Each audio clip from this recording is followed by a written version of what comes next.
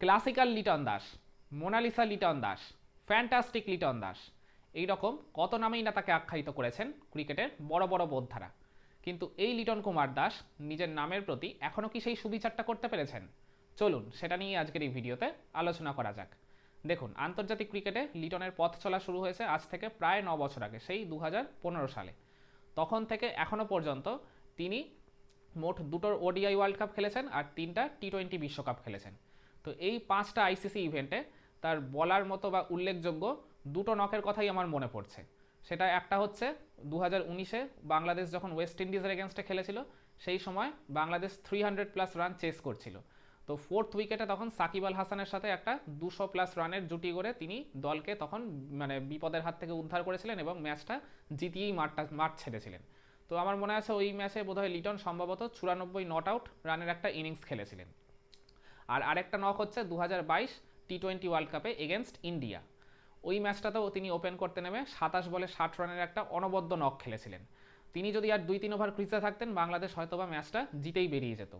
তো যাই হোক, তিনি আর কি একটা দুর্ভাগ্যবশত তার পার্টনার শান্তর সাথে একটা ভুল বোঝাবুঝিতে তিনি রান আউট হয়ে আর আউট হয়ে মানে চলে গেছিলেন। তো যাই হোক, ওই ম্যাচটার বাংলাদেশের শেষ অবধি জেতা হয়নি। তো এই দুটো নকই আর কি আমার আর কি যতদূর মনে পড়ছে তার উল্লেখযোগ্য আর কি দুটো নক আইসিসি ইভেন্টে।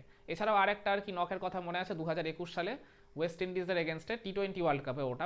ওটা হচ্ছে ওই 44 রানের বা 45 রানের এরকম একটা ইনিংস খেলেছিলেন, কিন্তু ওটা এতটাই মন্থর গতির ইনিংস ছিল আর কি, খুবই বিলো স্ট্রাইক রেটে তিনি আর কি ব্যাট করেছিলেন। সেটা আর কি দলের কোনো কাজেও আসেনি, আর শেষমেশ বাংলাদেশ ওই ম্যাচটা মাত্র 3 রানে হেরেছিল। তো যখন কোনো টিম 3 রানে ম্যাচ হারবে আর আপনি যখন অনেক স্লো স্ট্রাইক রেটে ব্যাটিং করবেন, সেটা আবার 44-45 রানে, তিনি হয়তো বা সম্ভবত খেলেও ফেলেছিলেন 40-41 বল, তাহলে তখন তো তার ওই স্লো নকটাকে দায়ী করতেই হবে যখন আপনি শেষমেশ ম্যাচটা 3 রানে হারবেন। তো যাই হোক, তো লিটনের এইরকম আর কি অনেক চড়াই উতরাই রয়েছে তার আন্তর্জাতিক ক্যারিয়ারে। তিনি আর কি মানে তার ক্যারিয়ারের বেশিরভাগ সময়টাই আর কি মানে তার থেকে যে প্রত্যাশা টিম ম্যানেজমেন্টের বা তৎকালীন ক্যাপ্টেনদের, তার আর কি ছিটে ফোটাও তিনি পূরণ করতে পারেননি। হ্যাঁ, মাঝে তিনি বেশ কিছু কিছু ভালো নক খেলেছেন, ক্লাসিক্যাল শটও খেলেন, সেই জন্যই তাকে আর কি ইয়ান বিশপের মতো কিংবদন্তি তারকা তাকে আর কি কমেন্ট্রিতে মোনালিসা নামেও আখ্যা দিয়েছেন। ইভেন তিনি আর কি গতকালও আর কি ওই নাসিম শাহকে একটা কাভার ড্রাইভে দেখলাম, সুন্দর একটা আর কি শট খেললেন, মনে হচ্ছিল যেন একেবারে ক্রিকেটের ব্যাকরণ বই থেকে উঠে এসে তিনি একদম শটটা খেললেন।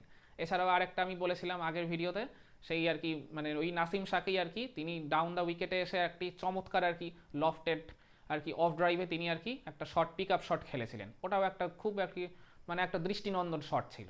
তো আর কি তার টেকনিক বা তার স্কিল নিয়ে বা তার ট্যালেন্ট নিয়ে কোনো রকম কোনো আর কি মানে কনফিউশন নেই। তার যেটা আর কি সমস্যা হয়, যেটা আর কি অনেকেই আর কি বলে থাকে অনেক ক্রিকেট বিশেষজ্ঞ, সেটা হচ্ছে অ্যাবসলিউটলি মেন্টাল সাইকোলজিক্যাল প্রবলেম।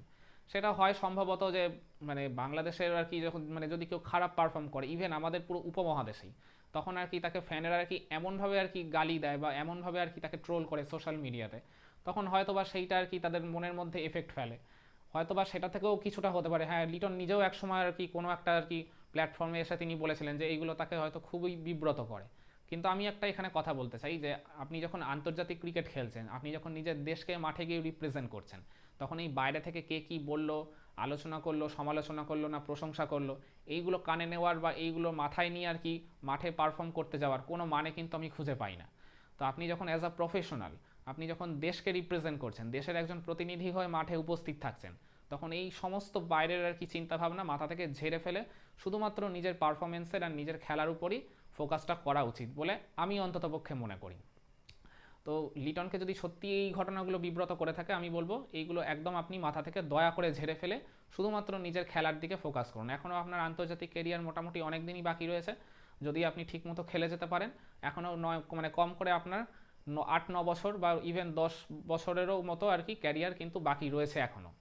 তো এই ক্যারিয়ারটাকে আর কি এই সময়টাকে আপনি শুধুমাত্র নিজের খেলার উপর ফোকাস করে কাজে লাগান। ইভেন আমরা গতকালও দেখলাম আর কি মানে বাংলাদেশ যখন 218-5 হয়ে গেছিলো, সাকিব আল হাসানকে হারিয়ে যখন টিম চরম বিপদে পড়েছিল, তখন আমরা ভেবেইছিলাম হয়তো বা সেই ওই একইভাবেই আর কি বাংলাদেশ আর কি এখান থেকে একটা কোলাপস হয়ে যাবে, হয়তো বা ওই রানটা 300-র নিচেও আর কি থেমে যেতে পারে, মানে অল আউট হয়ে যেতে পারে। তো সেখান থেকে আর কি আমরা দেখলাম মুশফিক আর লিটন 98 রানের এখনও পর্যন্ত অপরাজিত জুটিতে তারা রয়েছেন। তো সেখান থেকে আর কি কাউন্টার অ্যাটাকটা কিন্তু এই লিটন দাসই শুরু করেছিলেন।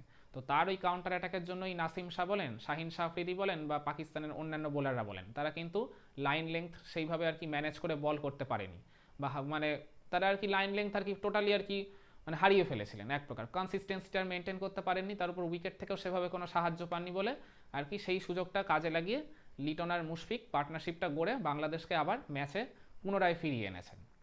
তো তার মধ্যে ক্যালিবার অবশ্যই রয়েছে।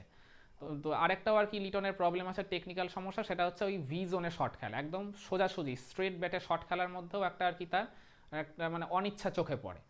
আমি অ্যাটলিস্ট আর কি আমার মানে ক্রিকেট ক্যারিয়ারের বা আমি আর কি যখন ক্রিকেট খেলেছি আমি যতটুকু আর কি ক্রিকেট বুঝি সেই দিক থেকে আমি আর কি এই ব্যাপারটা আর কি অবজার্ভ করেছি যে তিনি স্কোয়ার অফ দ্য উইকেট বা আর কি থার্ড ম্যান, ফাইন লেগ এই সব জোনে আর কি শট খেলতে বেশি পছন্দ করেন। ইভেন আজকেও ওই আর কি ওই মানে পিক আপ শটটা ছাড়া তিনি আর কি আপনারা যদি একটুখানি ভালো করে তার ইনিংসটা দেখেন, তার ওয়াগন হুইলটা যদি দেখেন, তিনি দেখবেন আর কি সবই ওই স্কোয়ার অফ দ্য উইকেটই আর কি তিনি খেলেছেন বেশিরভাগ শটই। এছাড়াও আর কি তার আমি একটা ফুটওয়ার্কেও একটা সমস্যা দেখেছি, তিনি একটু বেশি আর কি অ্যাক্রস শেপে চলে যান, এর আর কি তিনি আর কি ব্যাক ফুটের ব্যালেন্সটা মাঝে মধ্যে হারিয়ে ফেলেন বলে এই সমস্যা মানে এই কিছু কিছু টেকনিক্যাল রিলেটেড প্রবলেম তার মধ্যে রয়েছে, সেইগুলো আশা করি আস্তে আস্তে তিনি কাটিয়ে উঠবেন, হয়তোবা তিনি কিছুটা উঠতেও পেরেছেন, সেই কারণেই আজকে একটা এরকম কনফিডেন্ট নক খেলেছেন। আজকের ইনিংসটার মধ্যে তার মধ্যে কোনো রকম আমি জড়তা আমার চোখে পড়েনি, যথেষ্টই তিনি কনফিডেন্ট ছিলেন। তো আশা করি তিনি মুশফিকের সাথে আগামীকাল এই 98 রানের অপরাজিত জুটিটাকে আরও সামনের দিকে এগিয়ে নিয়ে বাংলাদেশকে একটা লিড এনে দেবেন এবং জয়ের পথেও বাংলাদেশকে বা মানে বাংলাদেশ জিতুক বা আর কি ম্যাচটা ড্র হোক, মানে কোনোভাবে যেন না হারে, হারার হাত থেকে তো তিনি অলমোস্ট বাঁচিয়ে ফেলেছেন, আশা করি এই ম্যাচটা বাংলাদেশ হারবে না যদি না খুব বড় কিছু অঘটন ঘটে। তো যাই হোক, তো বাংলাদেশকে আর কি অবশ্যই যেতে মানে তাদের টার্গেট থাকবে যে আর কি একটা ভালো লিড নিয়ে বাংলাদেশকে জয়ের দিকে এগিয়ে নিয়ে যাওয়া। তো আপনারা কি মনে করেন লিটন কি পারবেন সেই কাজটা করতে? কমেন্ট করে জানান তো দেখি।